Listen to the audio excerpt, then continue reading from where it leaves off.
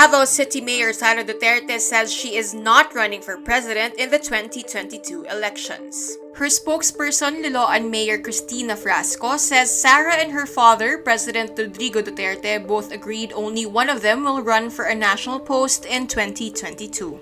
Sara still has a month to reconsider since the filing of certificates of candidacy for elections is from October 1 to 7. The Davao mayor says it was her father's acceptance of PDP Laban's nomination to run as the party's vice presidential bet that convinced her not to run for president. Previously, Duterte said only one Duterte should run for the two top elective posts of the land because optics would not be good if both father and daughter were to run. Sara has been consistently topping pre-election surveys for preferred presidential candidates. Meantime, PDP Laban formally nominates Senator Bongo to run as president with Duterte as running mate.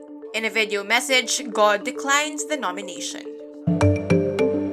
A Rappler investigation shows former presidential economic advisor Michael Yang and his associates' business expanded rapidly during the Duterte administration. Yang and his associates started several new companies, including a Philippine offshore gaming operations or POGO firm, and others that are into real estate, construction, and medical supplies. Yang's newest firm, Paolo Holdings Corporation, is constructing a massive mixed-use real estate development called Clark Majestic World in the Clark Freeport Zone. Paolo Holdings was registered with the Securities and Exchange Commission only in December 2020. Paolo Holdings has clear links to Yang's older company, Philippine Fullwind Group of Companies Incorporated, which got its SEC registration in 2017. Yang's other businesses, DCLA Plaza Company Incorporated, Yangche Group Trade Company Limited, and XRL Holdings Corporation, are listed as subscribers to Paolo's capital stock. On August 22, 2018, another company called Paolo Holdings, with a space between Pi and Li, signed a memorandum of agreement with Basis Conversion and Development Authority and China Heavy Machinery Corporation, a Chinese state-run engineering services firm. Paolo Holdings is an older firm registered in 2012 but renamed during the Duterte presidency. Yang, through his lawyer Raymond Fortun, says he never used his connections with Duterte to win government contracts. Meantime, Yang's business associates Lin Wei Xiong and Rose Nona Lin started a POGO company called Seanway Technology Company during the Duterte administration. In late August, a Rappler investigation showed Yang's connection to Pharmaly Pharmaceutical Corporation. Pharmaly is a local firm that bagged the biggest pandemic supply contracts from the Philippine government, worth a total of 8.68 billion pesos. Visit Rappler.com for the full investigative report. Need more context, clarity, and perspective? Get the full picture with Rappler Plus.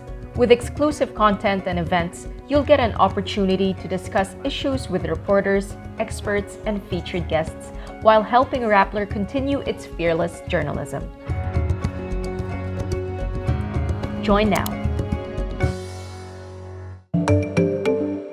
Ombudsman Samuel Martires wants stringent penalties for anyone who makes commentaries on the statements of assets, liabilities, and net worth or SALN of government officials and employees. Martires pushes for this amendment to Republic Act No. 6713 during a House committee hearing on the Office of the Ombudsman's 2022 budget Thursday, September 9. RA 6713 is about the Code of Conduct and Ethical Standards for Public Officials and Employees. What I am proposing is to make stringent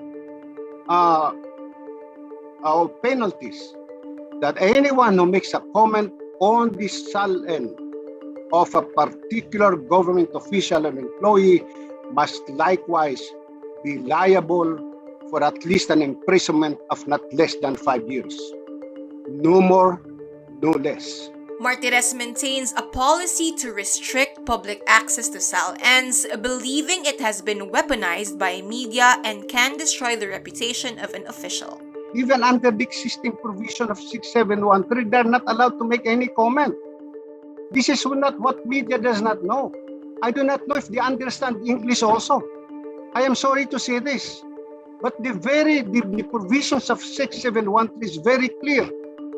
Napakaliwanag, only for publication. Walang komentaryo.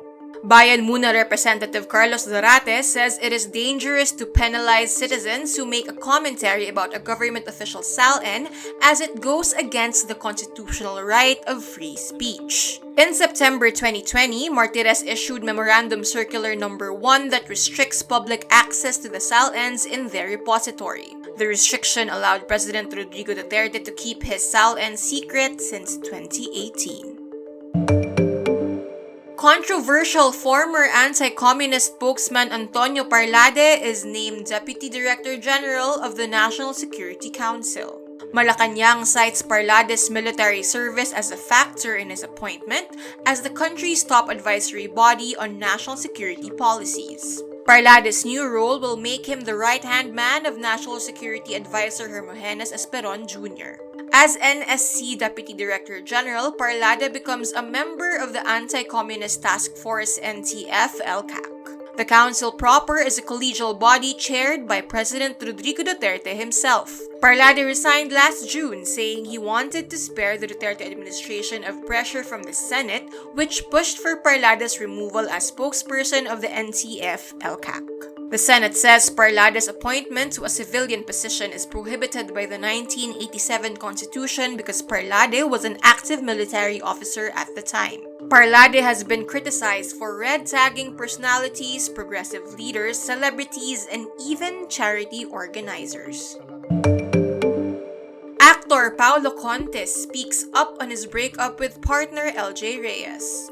In an Instagram post on Wednesday, September 8, Contis denies rumors that he takes drugs and hurt Reyes and her kids because of it. Contis also vaguely admits he hadn't been entirely faithful throughout his relationship with Reyes. Contis denies his A Faraway Land co-star Yan Santos was the cause of their split, but confirms she was with him in Baguio because he invited her. Contis apologizes to everyone involved, including his ex-wife, Lian Paz, and their 2 kids, his mother, and his team. Contis and Reyes were together for 6 years. Rumors about their separation started when Contis deleted all photos of Reyes from his Instagram feed and unfollowed people on the platform. Reyes then flew to the US in August with her kids.